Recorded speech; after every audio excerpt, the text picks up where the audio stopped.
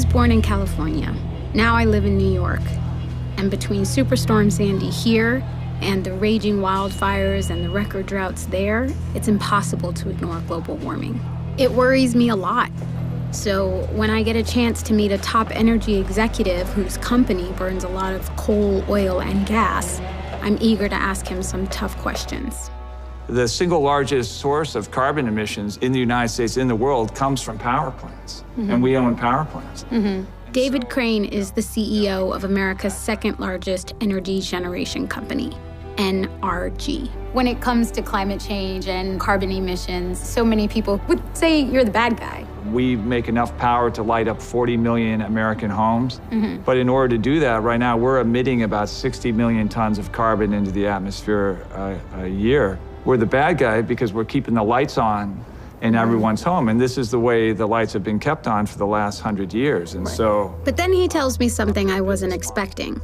He's trying to move away from oil and coal, and as quickly as possible. In Texas, his company is already one of the biggest providers of wind energy.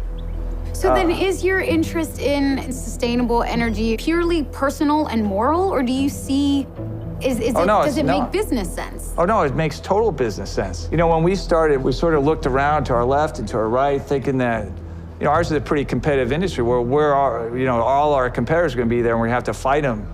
And we were alone. Why? You know, I don't know. I can't ask that question. And David Crane isn't the only surprising person who's pushing for clean energy these days. About an hour from where I grew up, I meet the mayor of Lancaster, California, a tough-on-crime Republican who's trying to power his entire city with solar energy. Half the people think I'm nuts when I say these things. Half the people believe me, and then it happens. You know, nobody believed 97% of the city buildings would be net zero. What is net zero? Net zero is we are not creating a carbon footprint at all. That's attainable now. And it's not just companies and cities that are turning to renewables. Entire countries are too. People have been talking about solar and wind since the 1970s when, you know, Jimmy Carter was talking about this stuff. So it's been around for a while. But what's different now is that you've got Germany, Japan, Denmark, really large, sophisticated economies that are now sprinting towards renewable energy because we're cost effective, we create huge amount of jobs, we're local, so you don't have to worry about importing foreign oil or doing all of those things. So what's stopping our country from doing the same thing? Renewable energy seems to be more viable than ever. But I'm also learning there are some powerful forces standing in its way. Our planet is changing in ways that will have profound impacts on all of humankind. I'm here to say we need to act.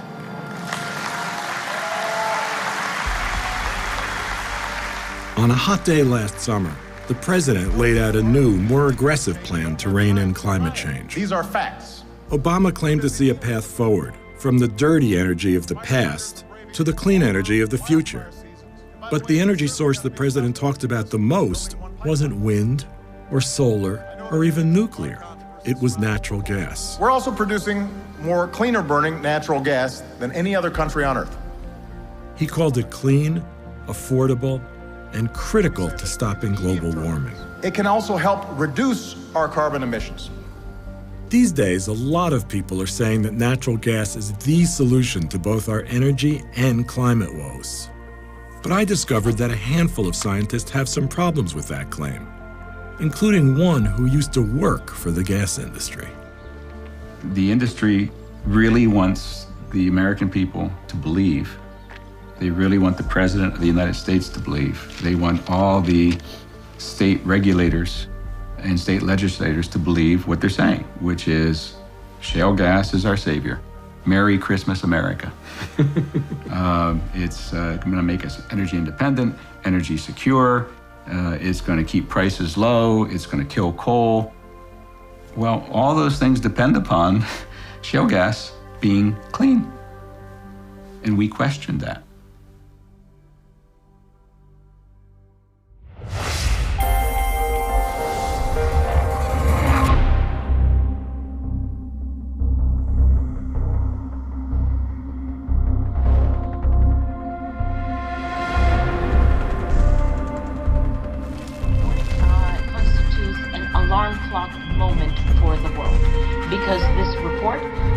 will tell us again that everything we thought we knew on climate change has actually been underestimated, that the effects of climate change will be upon us faster or intense fashion than we had thought. We all know that human activities are changing the atmosphere in unexpected and in unprecedented ways. And that the greenhouse effect has been detected, and it is changing our climate now. The atmosphere and ocean have warmed. The amounts of snow and ice have diminished. Sea level has risen, and the concentrations of greenhouse gases have... There is no more fire season. We have wildfires all year round. Climate change, extreme weather, call it what you will, and our vulnerability to it.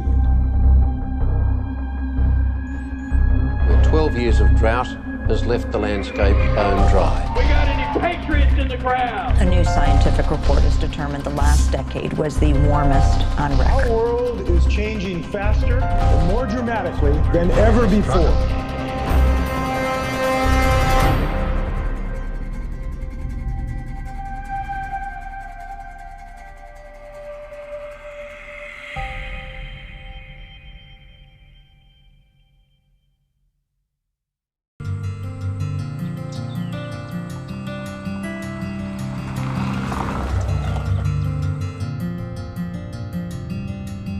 When I started looking into the state of clean energy in America, everyone told me to go to Kansas.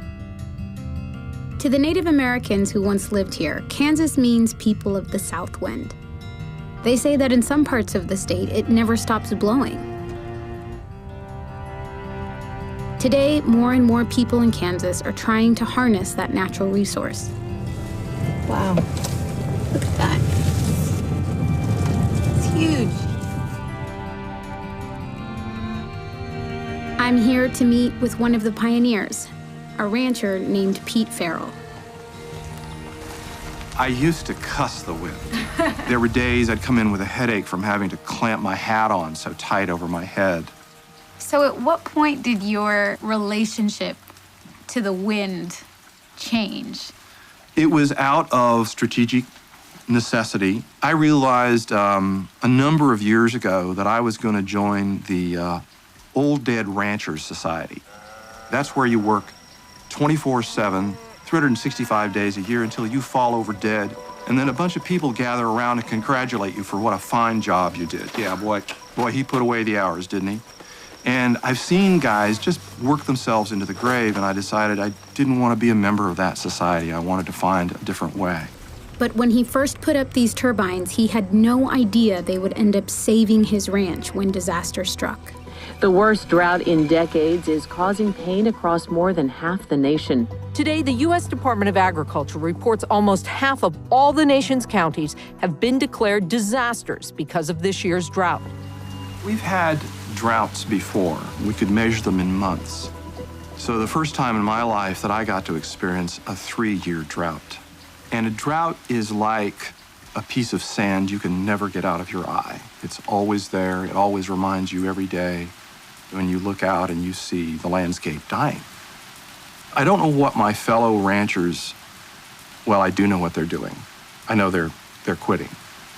And they're losing their land and their livelihoods. And of course, my ace up my sleeve is that I have a wind farm which allows me to gain an additional track of revenue in spite of a drought.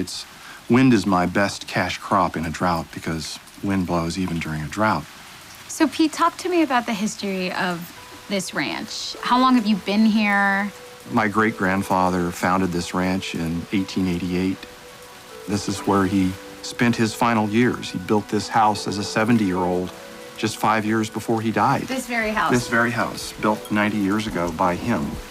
So I'm living in my great-grandfather's home, and it's sacred ground.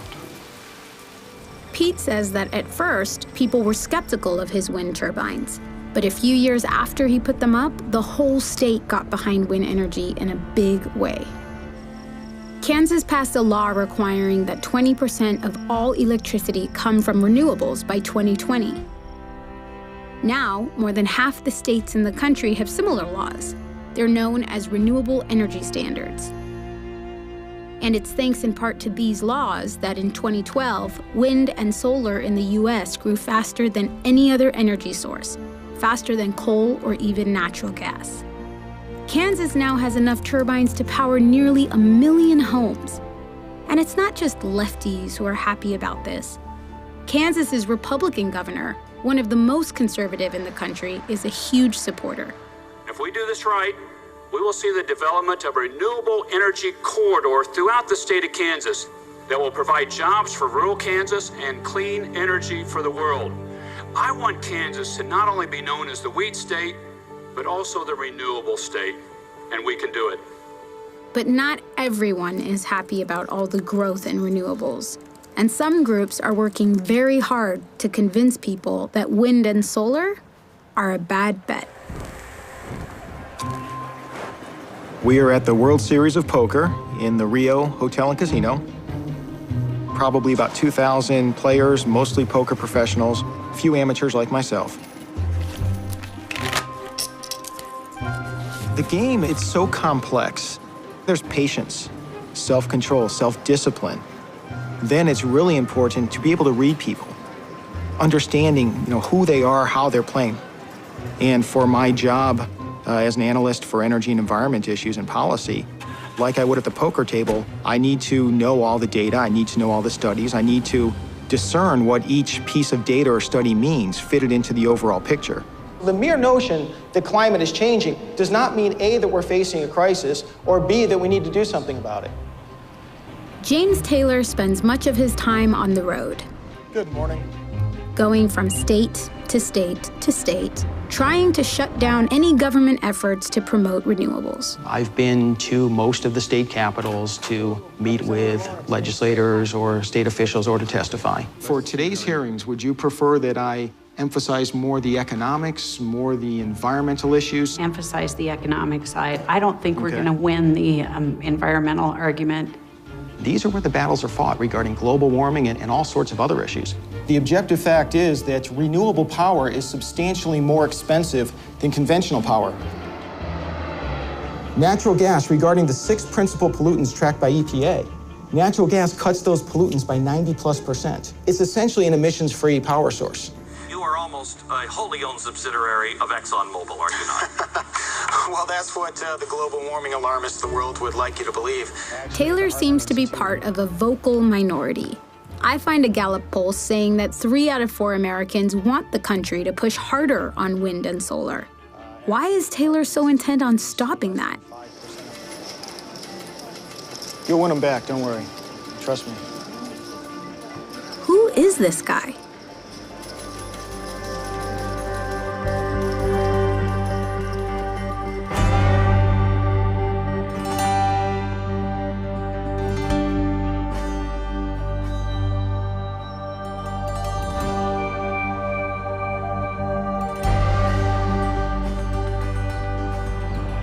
Got to keep an eye out for golfers. Hopefully they're sending them off the other way. I don't want to get hit in the back of the head. It would take a very weird shot for us to get hit in the back of the head.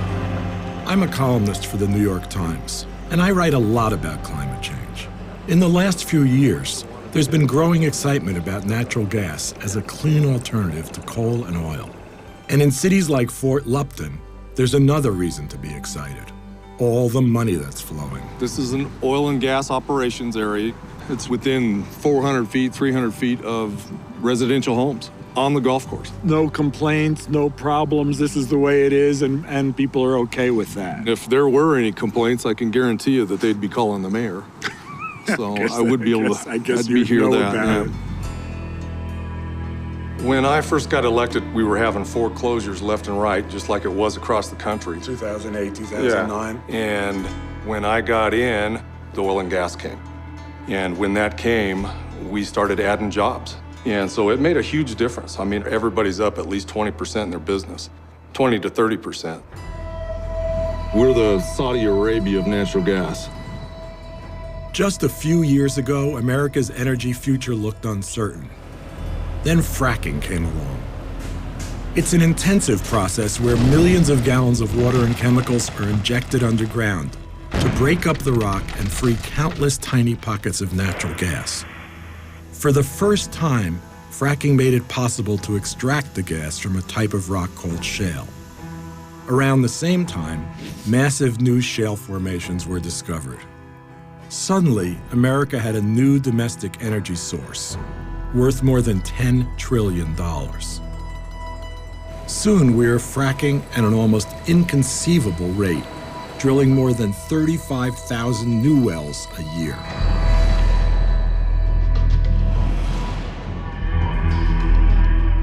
I've heard lots of complaints about fracking: water catching on fire, toxic chemicals, even earthquakes.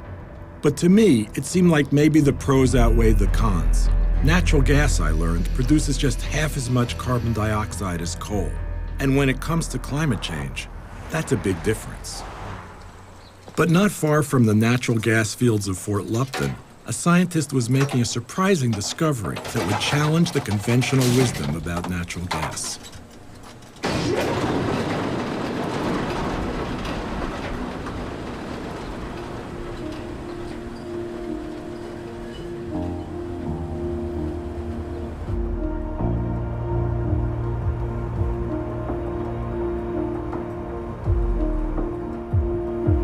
We started doing measurements in the Denver Basin, north of Denver, in 2008. We had equipped a tower with instruments to measure methane, carbon dioxide, and a few other gases. And we noticed interesting readings. We had a signal there we had never seen before. Dramatic. Yeah, very first. In 2008, Gabby Petrone, a top government scientist at the National Oceanic and Atmospheric Administration, couldn't believe what she was seeing. High levels of methane, a greenhouse gas up to 80 times more powerful than carbon dioxide. Enhanced methane, propane, butane, almost in every sample. Methane is a strong greenhouse gas. And I had never seen these kind of measurements. So we're like, okay, let's try to understand better what this tower is telling us. And we started driving around. Petrone needed to find out where the methane was coming from, so she turned this old van into a high-tech mobile methane detector. Soon, she was crisscrossing vast stretches of northeastern Colorado, taking thousands of measurements. Clear? So we're taking. She thought the methane might be coming from landfills or the 2.6 million cows in the area. But the source turned out to be something she didn't expect. Methane is right there. But look at these levels. There's no questioning where the methane is coming from. It's natural gas, okay. Definitely. We saw a lot of emitters in these oil and gas fields. Every well pad had some kind of signature. What she was finding was alarming, but was enough methane leaking to make it a serious problem? To find out, she needed more data.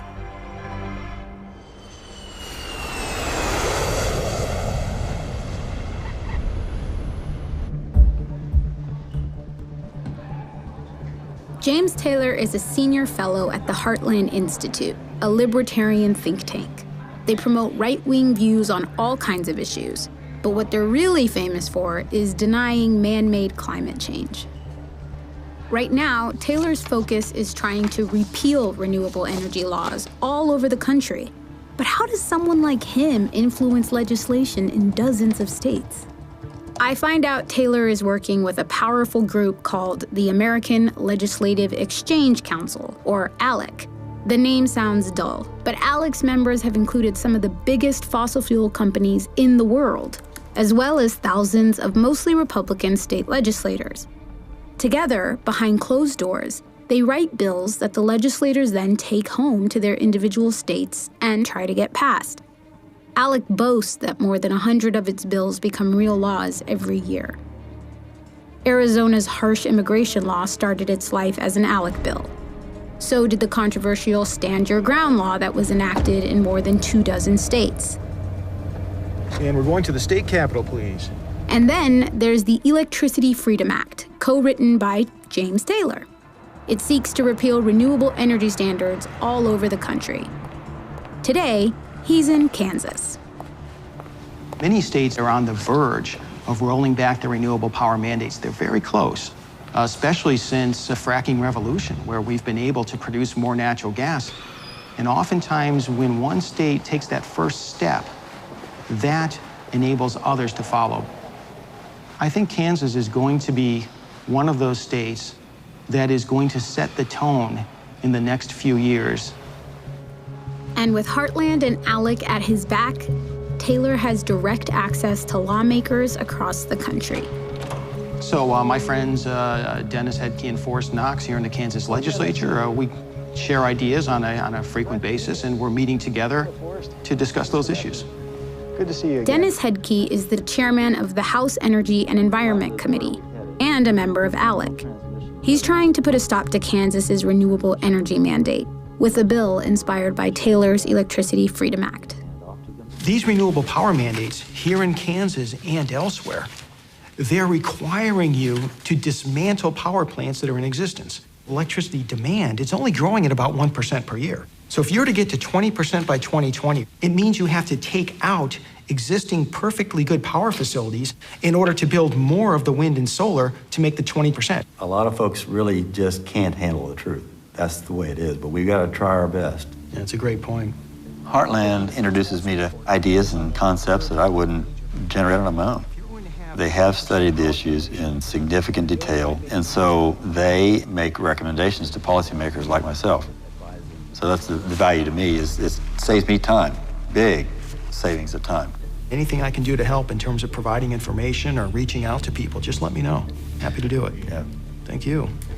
So if forces succeed in rolling back the renewable energy standard, what does that mean for wind farmers? The rollback would have huge effect on farmers and ranchers who then would no longer have the opportunity that I had to have a wind farm on their property. They have a drought, they have no other option. They're just done.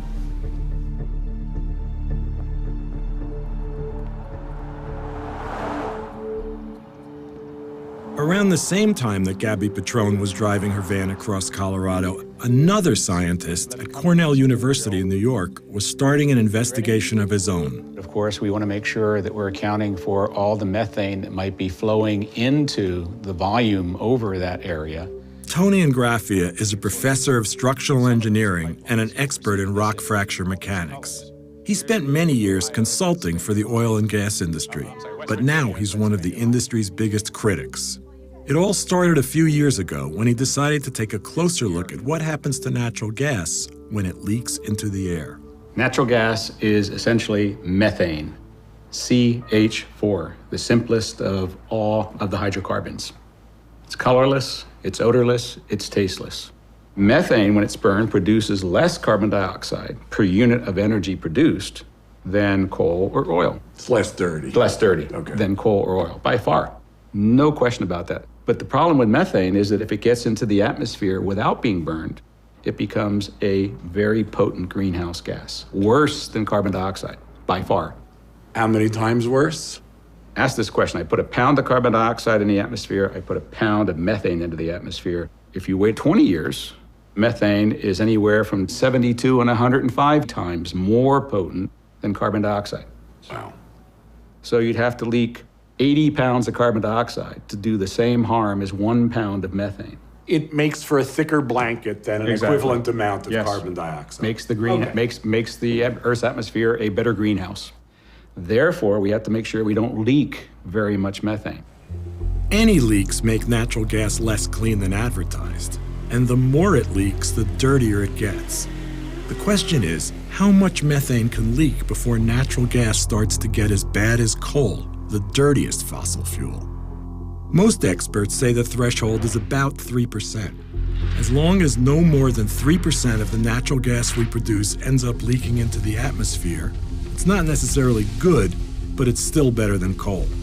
Ingraffia and his team wanted to collect all the data they could get their hands on to estimate just how much methane was leaking across the entire country. And over a period of 2 years, we gathered the information we could from the EPA, from the Department of Energy, from industry sources. We pick up the phone and call people at gas companies and oil companies and ask them. And in most cases, they were quite willing to say, yeah, here's the information, here's the data. No one had pieced all this together before, and what they found looked like very bad news. We published our paper and we said, look, we concluded that As an upper bound, 7.9% of all the gas produced by a shale gas well during its lifetime would not get burned, but would get emitted. At the lower end, we said about 3.6%. That's the range. It could be this much. But even if it's only this much, natural gas is not any better than coal or oil. And if it's this much, it's way worse. Even at the low end of the range, the news was bad. Yes. But I emphasize, we weren't going out and measuring anything. We don't have the resources to do that. You were really guessing at the amount of methane that was leaking. You really didn't know at that time.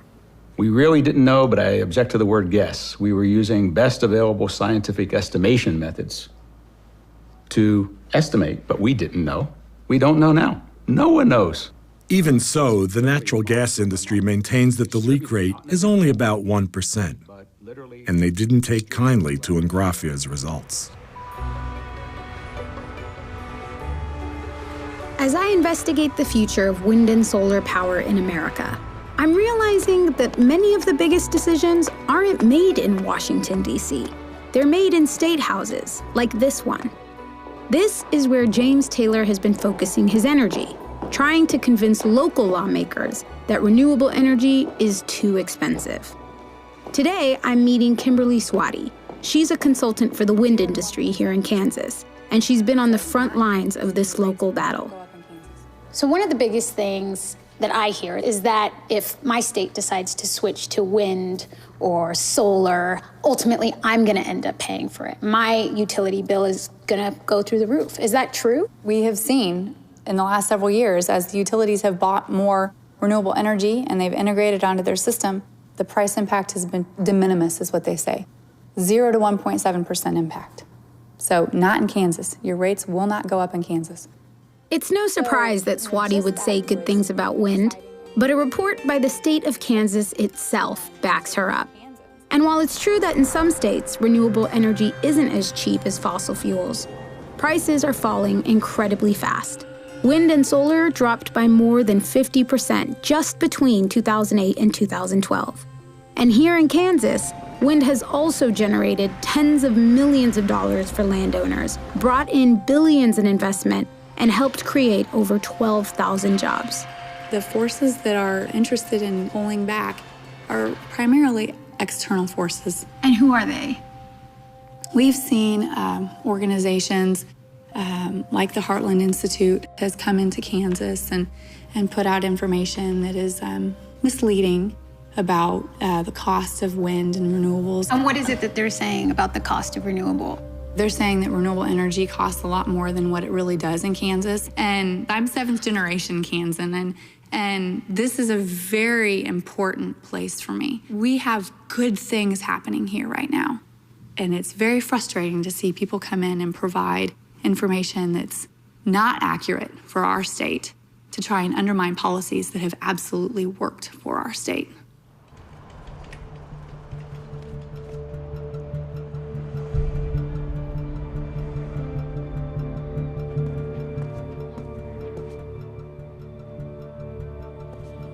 We'd like to present the facts on various topics, energy and the environment, budget and tax, to people who are influential. If you are a state legislator here in Colorado, or you have been a state legislator, could you just raise your hand, or, oh, there are a few more. It's our privilege to have with us in person the real James Taylor. Going to a Heartland event feels like entering an alternate universe. There are hundreds upon hundreds of peer-reviewed studies that show that humans are not causing, global warming is not causing an increase in extreme weather events. Don't let anybody tell you differently. In reality, the scientific consensus on climate change is effectively unanimous. It is extremely likely that humans are mostly to blame for temperatures that have been climbing now for decades. How sure are these scientists? They say about 95% certain. And in science, 95% is pretty darn certain. The Intergovernmental Panel on Climate Change, or IPCC, brings together thousands of scientists from more than 50 countries. Their latest report might be the most comprehensive scientific assessment in history, and its conclusions are dire. But to challenge the findings of the IPCC, Heartland and others set up their own group, the NIPCC. We're producing, look for it, The non-governmental International Panel on Climate Change, the updated report, Climate Change Reconsidered, explaining what's going on. Heartland even came up with a billboard campaign in 2012 over a busy Chicago highway that equated people who believe in global warming with terrorists. I'm starting to wonder, who's behind the Heartland Institute? So I'm heading to California to meet two people who have studied Heartland for years.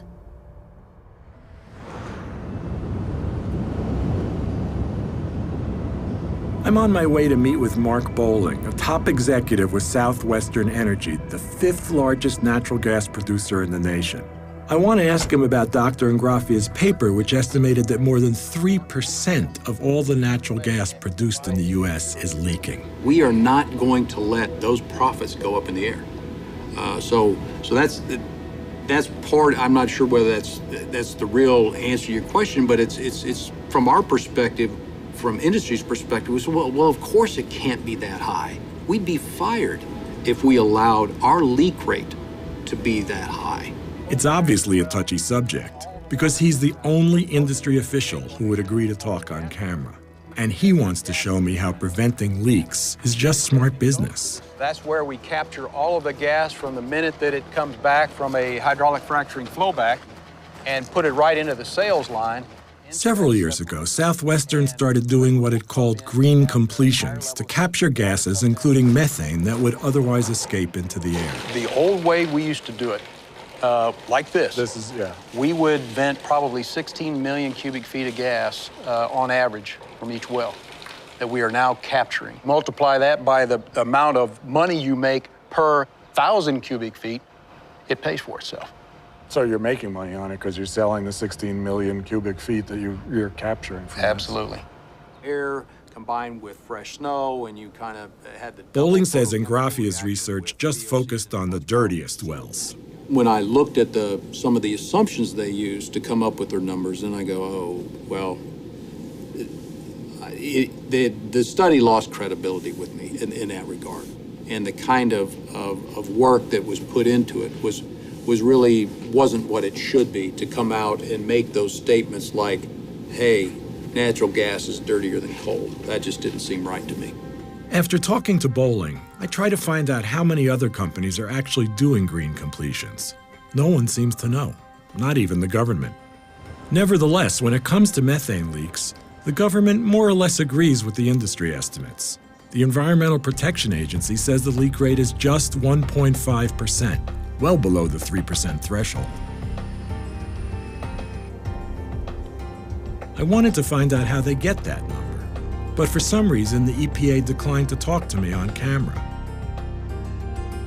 But then I found a former EPA official who was willing to talk, and he explained how the agency comes up with its estimates, which are officially called emission inventories. I've worked 38 years with EPA and actually formulated the techniques for developing emission inventories. I was responsible for them right from the start.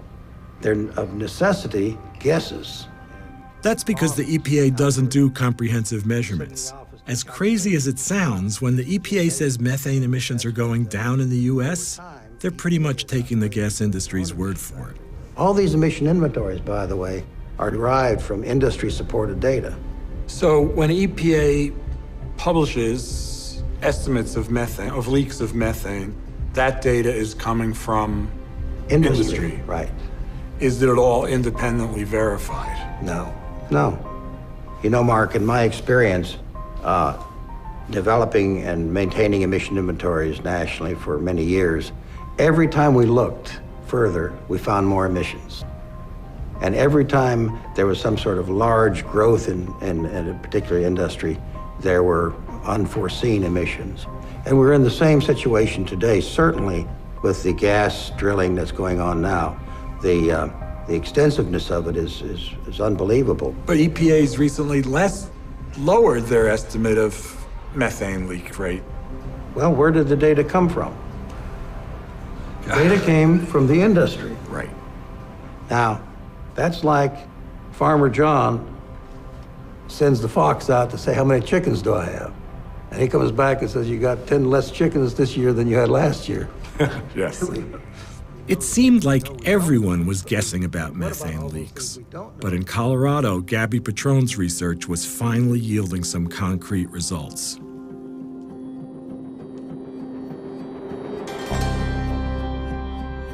I've come to California to meet with Lisa Graves, the executive director for the Center for Media and Democracy, and Brendan DeMel, who runs an investigative website called Desmog Blog. They've made it their business to learn as much as possible about the Heartland Institute and other groups that deny climate change.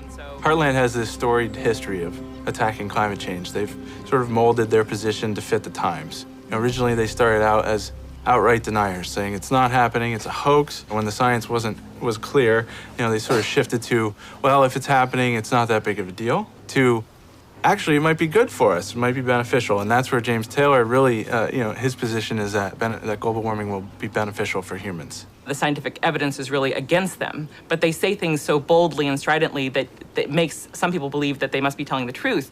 So who are Heartland supporters? Where do they get their funding? Well, there's a number of things we know about the Heartland's funding and some that we don't, because as of 2007, they don't disclose their donors. One thing they do know is that Heartland is just a small part of a vast climate denial network, with hundreds of millions of dollars behind it. Through a combination of public tax records and leaked internal documents, a lot of the money has been tracked back to two major sources. ExxonMobil, the world's largest oil company, gave at least $27.4 million to climate denial groups between 1998 and 2010, including hundreds of thousands of dollars to Heartland. And fossil fuel billionaires Charles and David Koch, who own Koch Industries, have funneled more than $72 million to the cause through a dizzying array of foundations and front groups. But recently, the money trail has gone cold. Foundations or companies that gave money directly are now, through this mechanism called Donors Trust and the Donors Capital Fund, able to shield their donors. Which makes it harder for the public to put pressure on those funders to not support. How do you hold someone accountable if you don't know who they are? Donors Trust and Donors Capital Fund act as middlemen between wealthy donors and groups they want to secretly fund. The donors are able to remain anonymous. Much of Heartland's funding now comes from a single anonymous donor. And with the help of Donors Trust, more money is pouring into climate denial than ever before, a staggering $558 million just between 2003 and 2010. And Brendan and Lisa tell me that climate change isn't the only issue where Heartland has been on the wrong side of science. One of the things we've seen with Heartland and with the other groups is a real effort to muddy the waters, and that's right out of the tobacco company's big PR playbook. In 1969, a tobacco executive wrote a memo in which he said that doubt is our product. If they were going to confuse the public, they needed to suggest to them that there's no link between tobacco and cancer. So we're going to sell this idea that there's confusion among scientists and continue to perpetuate doubt in the public mind. And Heartland was one of the key players in that.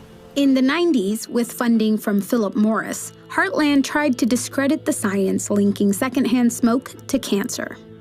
In a fundraising letter, Heartland's president boasted about how valuable the organization was to tobacco companies. And many of the same scientists now denying climate change got their start defending cigarettes. Brennan, can you tell us more about who James Taylor is? Sure. So James Taylor, his expertise is in the law. He's a lawyer. He's a great talker. He's a very personable guy. But it's kind of shocking to me that anyone would rely on a lawyer to give them advice about science matters. It's kind of like asking your dentist what to do about your heart condition. He might have some interesting things to say about it, but he's probably not the specialist you should be listening to. Ever since I started following this battle over renewables, I've wanted to meet James Taylor, face to face. I get my chance when he agrees to meet in New York.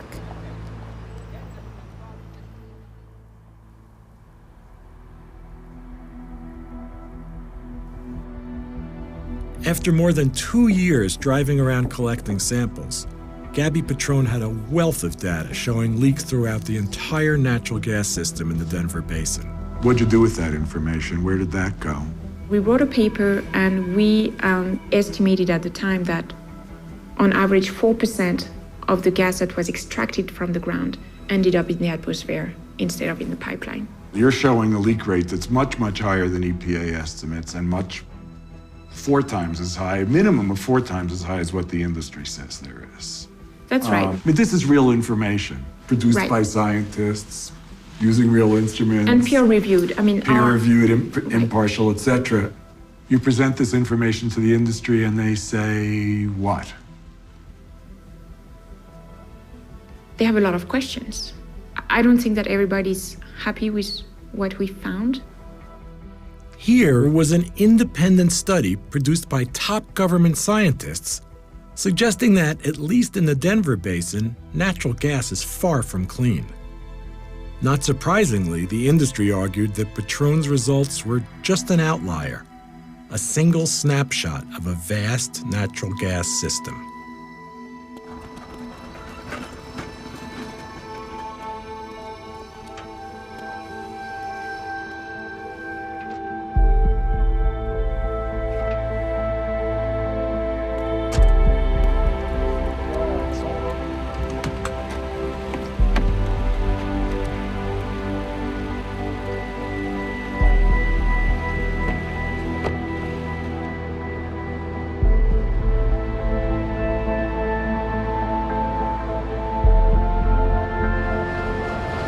That's where we're going. It's making measurements every 1 second.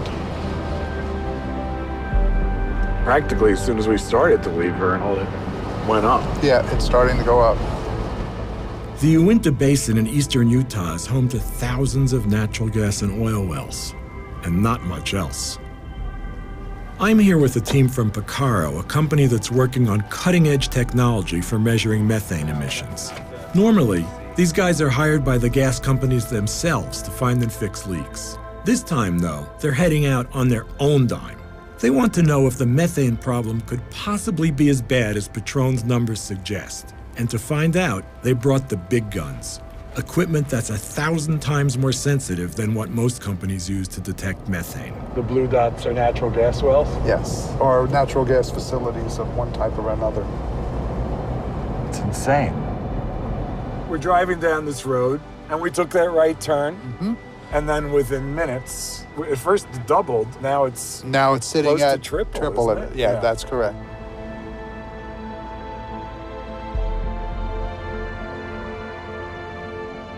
It takes 2 weeks to fully cover the area.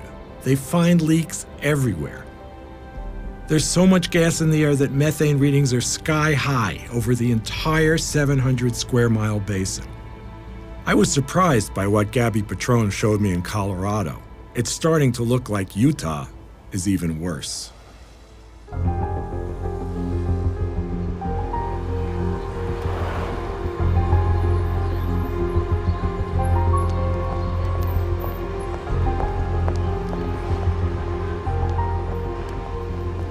What is your point of view? Where do you stand on climate change? Well, we know that carbon dioxide is a greenhouse gas. If you add more to the atmosphere, you're going to get some global warming. So it's human nature to see change and fear change. But the best evidence out there, the best scientific evidence and data show that the moderate warming that is occurring is beneficial to human welfare, as it always has been throughout human history. Can you talk to me about who supports you and the Heartland Institute? Who your funders are? Yeah, first of all, working on policy issues, I make it a point not to know. I don't want that to influence, what I write and think. And even if I wanted to know, the Heartland Institute prevents me from knowing it. You don't know who your funders are? I have a general idea of some, oftentimes because some global warming activists or people that don't like the Heartland Institute, they'll, assert that, we receive money from this group or that. In general terms, what I do know is that the vast majority of our funding comes from private individuals and from foundations. And if you look at corporations that have a stake in the energy debate, especially fossil fuel companies, that would be a very small percentage. Why is this something worth fighting? Why is renewable energy bad? Yeah. People like to talk about carbon dioxide and global warming, but they don't talk about the 1.4 million birds and bats, including many endangered species, that are killed each year by wind turbines. Also, according to the wind energy industry itself, it requires 300 to 600 square miles of wind turbines to replace a single conventional power plant. Don't we need those things to help us jumpstart a new economy or a new solution to fighting a modern problem like climate change? Well, if global warming were a very serious problem, then certainly we would be wise to look into that. But the science indicates that it's not a very serious problem. But James, I'm really confused because 97% of climate scientists say that it's real and that it's a problem and that it's man-made. And you, with all due respect, you're a lawyer, right? I'm a lawyer by training. I don't You're practice. a lawyer by training, but you're not a scientist by training. Well, I'm a scientist by training as well. You're a scientist. I successfully completed Ivy League atmospheric science courses, so I'm a scientist by training. Okay. But let's get to your question. Well, my question is that I'm confused because there's over here kind of a mountain of evidence that suggests it's a problem, it's man-made, people will suffer. So why focus on the smaller evidence versus the mounting evidence? Well, I think your premise is wrong. In fact, more than 31,000 scientists signed on to a letter, a summary of the science, explaining why global warming is not a human-caused crisis. That letter you're talking about, that's the Oregon petition? Yes, indeed. I'd heard about this from Brendan and Lisa in LA. The Oregon petition. Right. It's one of the original sort of efforts by the denial industry to suggest that they had thousands of scientists on their side that would say that global warming is not a problem. Right. But then as you look through those lists, there were fictitious names. Everyone from Star Wars characters to a member of the Spice Girls have shown up on that list. There certainly are some scientists. They're meteorologists, they're geologists, they're biologists, certainly people with expertise in their area, but they're far outside their specialization. Most of these people, they're not climate scientists. There was a name on it that was one of the Spice Girls. Who told you There that? were names You're getting on bad it. There were information, names America. on it like. If you look at the petition itself, if you contact the scientists who put it together, they will present documentation. They have it on their website. More than 31,000 scientists have signed it, and it's documented. It's documented. After meeting James, I did some more research. His science training consists of a few undergraduate courses he took over 25 years ago. As for the Oregon petition, it turns out anyone with an undergraduate science degree can add their name. The website brags about the number of signatures, but less than 1% even claim to have an expertise in climate science. The whole thing seems kind of ridiculous to me. But with all the money pouring in, the denial campaign seems hard to counter. And I wonder how all this will play out in Kansas, where the vote on renewable energy is about to happen.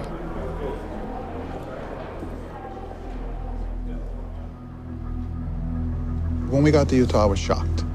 I have never, and I have done measurements all over the world. I have never seen that situation ever. Over hundreds of square miles. The number of leaks in Uinta is staggering. A few weeks after our trip to Utah, Eric Crossan from Picaro is analyzing the data we collected. What he's finding is hard to fathom. We did a back-of-the-envelope calculation and came to the conclusion that the leak rate coming out of the Uinta Basin was about 11%. Utah, in other words, is even worse than Colorado. And on the heels of Picaro's findings, another group of NOAA scientists looks at methane emissions coming from a mixture of oil and gas wells in the Los Angeles basin. Their number?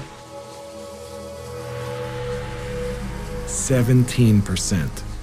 We hear industry say, there's just not that much in the way of leaks. Maybe we're losing 1%. It's not that high. It's not that big a problem. What do you say to that? They're wrong. They're just flat out wrong in terms of what these emissions are. The EPA is flat out wrong as well. But it's like so many other inaccuracies in life. If you repeat them often enough, and if you repeat them loud enough, and you defend them vociferously, then that kind of becomes accepted as truth. Los Angeles Basin, up to 17%. Now, granted, that's one basin. Utah was another basin. Colorado was another basin. But these basins are starting to line up. All the data comes out so far. Doesn't bode well for the final answer, looking like it's way low, like the industry says, oh, less than 1%. Impossible. Absolutely impossible. NOAA measured got levels of 17% in the Los Angeles basin. You know, it takes a lot of 1% emissions to bring that average back down. I can tell you that I looked at the studies that NOAA did, and I know something about the Picarro instrumentation. And I think some of those numbers, they certainly concern me. How could you say that methane emission rate was 1.5%? Very, very difficult to get there from here for that. After what I've seen and working on this story for months, a 1% leak rate industry-wide, countrywide, that really seems laughable. No question there's work to be done, but we can all waste our time about, is it 4%, is it 8%, is it 1%, or we can all just say, I don't care what anyone thinks it is, let's go out and fix the problem. It's nice to hear someone from the industry at least acknowledge there's a problem. President Obama has acknowledged it too and promised to study it. And in Colorado, the Environmental Defense Fund successfully campaigned for tougher regulations on methane leaks. But actually fixing the problem might not be that easy.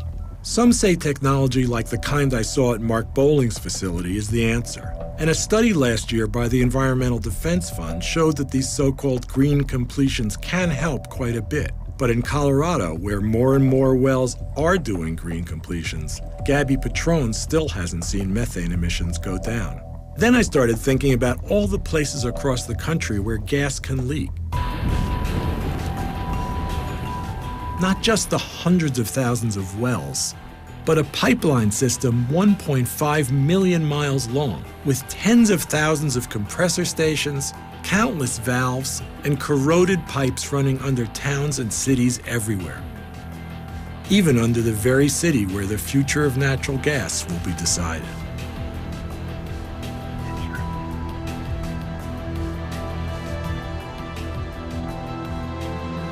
Check these first. This one, we can smell it. Yeah, you can smell it just walking up. Oh, yeah. I think it's saturating my instrument. 11%. That's a dangerous concentration. Yeah, if that sparked, that would blow up. Rob Jackson is a scientist with Duke University. He's been using Picarro technology to find methane leaks in cities. He just finished a study in Boston where he found thousands of them. And now he's finding the same thing here. This is a partial map of the city. The red is all the road miles in the city. The yellow are the leaks. And you literally have thousands of very small leaks spread out all across the city. It's death by 1,000 cuts. So that's 45% gas. That's almost pure methane coming out of the ground. There's so much methane there that you actually couldn't light that because there's not enough oxygen. Not that that's much consolation. There's a lot more we still don't know. But from everything I've seen, it seems like right now natural gas could be making our climate problem worse rather than better. I think we need to ask ourselves if that's a risk worth taking, because the natural gas boom in this country is just getting started. The bill that would dismantle Kansas's clean energy law is up for a vote today. And Pete Farrell is on his way to listen in. In April 2009, this legislature passed mandates to, quote, protect, end quote, U.S. citizens from the dangers of a colorless, odorless, tasteless, and I submit to you, harmless gas known as CO2. The existing mandates are why we're here today. Political winds shift, the composition of the legislature shifts, and maybe it shifts because of bad decisions that were made before. This is about generations of Kansans to come. If the vote is a yes, Kansas's renewable energy law will be repealed. I'm in support of this amendment. I just cannot support this bill. What are we doing here? What are we doing? I will move forward this motion. This is starting to get a little ridiculous. I will not support this, and I do question why we're just playing with numbers. I disagree. And so I would suggest that this legislation does advance reasonable policy for the citizens of Kansas. All right, we'll call for a vote on the amendment. All in favor say aye. Aye. All opposed say nay. No. Chair is in doubt. We'll call for a raise of hands to clarify the vote. All in favor, raise your right hand, please. Showing 9. Okay, all opposed? 9-10, the motion fails. This meeting is adjourned. Thank you.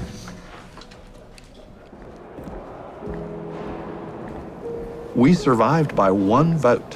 One vote kept us from destroying the renewable energy standard in Kansas. So it wasn't like it was a slam dunk or anything. And do they really think that that's in the best interest of the people in Kansas? No, I don't think they think it's the best interest in the people of Kansas. I think they think it's the best interest of powerful corporations. America, this is absolutely my favorite spot. Not only is this where the ashes of my parents and my sister and loved ones are, but it's the best view of the world, in my opinion. It's beautiful. We've got everything up here. We've got the most gorgeous tall grass prairie in the world, and we have a state-of-the-art wind farm as a backdrop. But I heard you say that you think they're beautiful, but because of what they symbolize. Yeah, what they represent. The ability to generate electricity without putting carbon in the air. That's always been a central point for me. You know, we're going to run out of oil and coal. Do we want a hard landing or a soft landing? And I think moving to renewables provides a soft landing for us. In the end, despite the efforts of Heartland, ALEC, and others, not a single state voted to repeal its clean energy law in 2013. Instead, 4 states actually increased their goals for renewables. But Taylor is planning to continue the fight. I'm very optimistic. I'm very pleased with the way events have been unfolding in the states. Sure, I would like to have had some renewable power mandates rolled back by now. When I say by now, it's only been a couple of years that we've really turned the momentum. But I really think that I have a strong hand in terms of what I'm advocating in the climate debate. And I'm very comfortable in my own skin in that debate, just like I am at the poker table.